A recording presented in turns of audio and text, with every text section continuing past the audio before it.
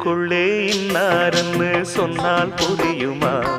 அது கொஞ்சி கொஞ்சி பேசுறது கண்ணில் தெரியுமா? உலகே அழிஞ்சாலும்